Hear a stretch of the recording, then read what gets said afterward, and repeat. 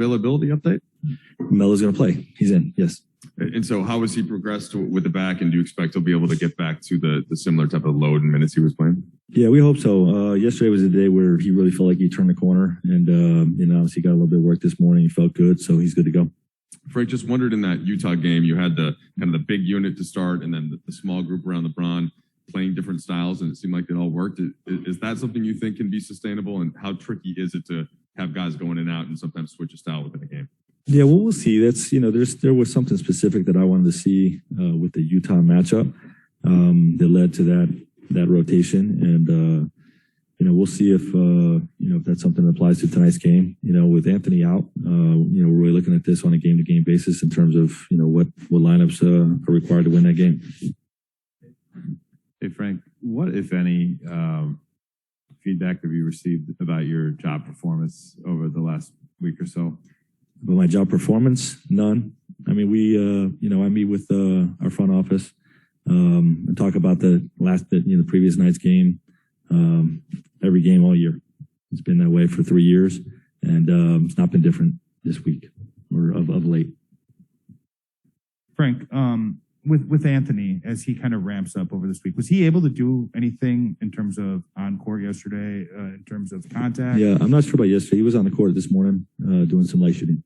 Okay, and is it something where you want to see him go through a practice, because it's been 4+ weeks? I guess kind of what are the markers that he has to clear between now and an actual return? Yeah, we're not that close yet, but we'll talk to the medical team about ideally, yes, you get a couple practices. You miss over a month. Ideally, you get a couple practices in, but that's not always a luxury that you have in the NBA. So they'll do whatever work is necessary to get him ready to play.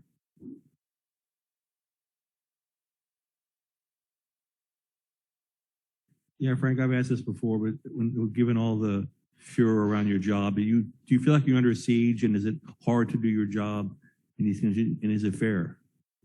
I don't feel like I'm under siege. It's not hard to do my job. I'm very focused on the task at hand. I've always been that way. And, it's really not up to me whether it's fair or not. It comes with the territory.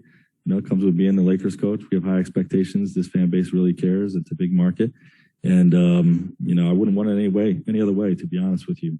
I want people to care. I want people to want the best, and, to command excellence of our group. That's what we command of ourselves. So that's the way it is. Frank, just what Bill was just alluding to, I'm wondering, in the last day or two, has there been, affirmations from colleagues or former players, or have you received any sort of messages of support? Yeah, but I'll keep those private. Does that mean something at this juncture with where this team is to you? It's really something I'm blocking out. Honestly, people can text me, and I appreciate supportive texts, but, I feel good about what we're doing with our team, and don't feel good always about the results. But, I believe in what we can do this year, so I'm steadfastly remaining focused on the task at hand.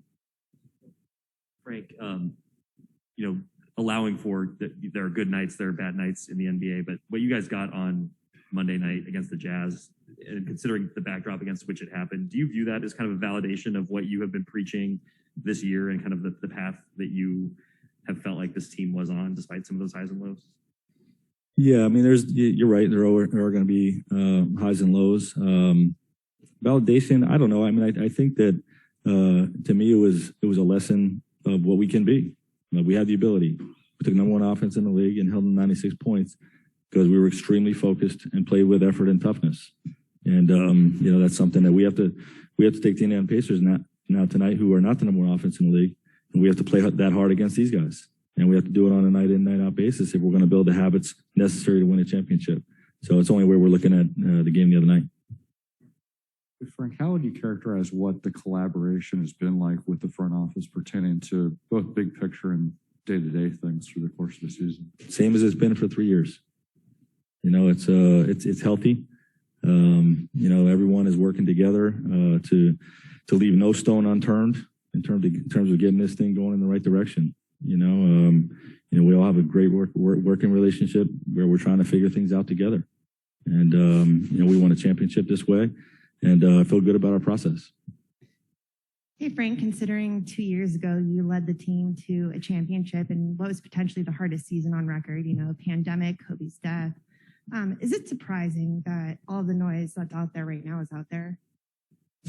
Now, I don't pay attention to whether it's surprising or not. In this business and with this team, if you're not winning at a super high level, this is, you're going to get this type of noise. So, I'm good at blocking it out. Feel good about the job that we're doing. Obviously we believe the results are going to come, but you're going to have, over the course of an 82 game season with a new group, you're going to have some ugly nights. Frank, you said that you guys were focused defensively, and that's kind of what is that the primary reason why you think you guys look so different on that side of the ball on Monday, I guess? No, we made some schematic changes and some lineup changes as well. We've been playing a certain style that has really benefited us offensively because at the time it was needed, and but it's hurt us on the defensive side. So, we returned to form somewhat in some ways. How would you assess just sort of the overall level of focus? I mean, it feels like with the kind of group you have and some of their skill sets, I would say that it's a group that's going to need to be focused to play that level of defense consistently. How has that been over the course of the year, and where does it need to be, I guess, moving forward on an everyday basis? I would say it's been inconsistent and needs to be better.